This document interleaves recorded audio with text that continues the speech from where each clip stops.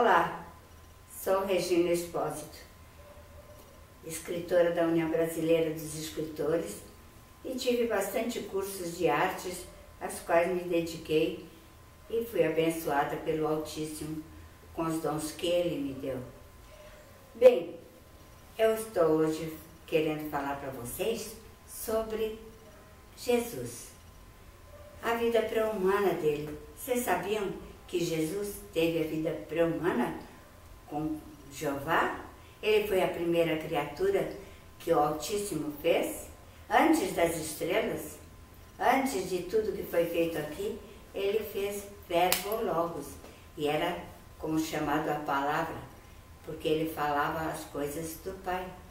Ele foi e se decidiu morrer por nós, porque viu que a terra estava tão triste, tanta coisa atrapalhada aqui, e as pessoas não louvavam nem honravam o nome do Criador Pai dele. E ele veio aqui para ensinar e dar louvor ao Pai. É muito interessante saber que ele teve essa vida pré-humana, e ele era perfeito como os anjos. Antes dos anjos ele foi feito, e ele também ajudou a fazer os anjos. Isso que é interessante saber. Ele ajudou a fazer toda a obra criativa aqui na Terra, tantas coisas que ele fez. Bem, mas onde ele nasceu? Ele nasceu em Belém, Efrata.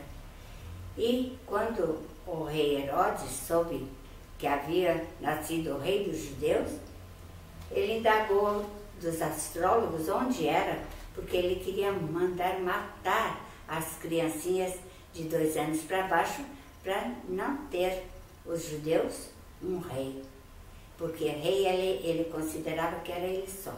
Mas acontece que quando os astrólogos voltaram lá de ter achado onde tinha nascido o menino Jesus, o Altíssimo falou assim numa voz forte para os astrólogos: não voltem por onde vocês vieram, porque vocês voltem por outros caminhos, porque senão vocês vão morrer. E eles ficaram com medo e não voltaram para dizer ao rei Herodes onde havia nascido Jesus. Bem, Jesus depois foi para outra cidade e conseguiu sobreviver da mão injusta do rei Herodes. E assim, desde o princípio, Jesus foi sempre perseguido pelas pessoas que não gostam de saber nada sobre Deus. Não é que não gostem de Jeová, não querem saber das coisas. O materialismo e as coisas cresceram muito aqui sobre a face da terra, que se esqueceram de Deus. Mas a Bíblia também diz que a ciência se multiplicaria tanto que esqueceriam de Deus. Mas por quê? Se maior cientista do que Deus nunca houve nem haverá, porque ele suspende a terra sobre o nada. Quando os cientistas aqui procuravam saber onde ficava sustentada, por onde, como a terra era sustentada no ar, não sabiam, mas a Bíblia já falava que ela é sustentada pelo nada. No livro de Jó está. Também não sabiam se a terra era redonda ou se a terra era plana, mas a Bíblia falava já, que eles não consultaram, que a terra era o globo da terra. Então, se ela era um globo, ela era redonda. E até hoje, quem falou primeiro? O Altíssimo. Inspirou os profetas a falarem a verdade. No entanto, a ciência está sempre procurando fazer o melhor e tem feito grandes coisas para a gente. Mas até que ela venha tirar a morte da vida do mundo, dar vida às pessoas, isso acho que não vai ser concedido, porque a Bíblia diz que Deus não ensinou o caminho da vida, de como manter uma vida eterna. A vida eterna é concedida através dos méritos de Cristo. Cristo morreu para comprar a vida, porque o primeiro casal humano trouxe a morte. e por um homem perfeito trouxe a morte, por outro homem perfeito, o Filho de Deus, saiu a penalidade da morte.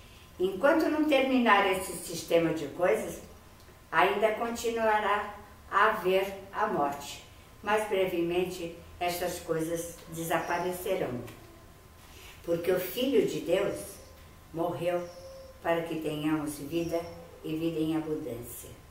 Então é muito importante que a gente conheça que Jesus teve uma vida pré-humana, que Ele, com a sua vida e o seu amor por toda a obra criativa do Pai, Ele está salvando a humanidade daqueles que procuram conhecer a verdade, daqueles que amam a vida.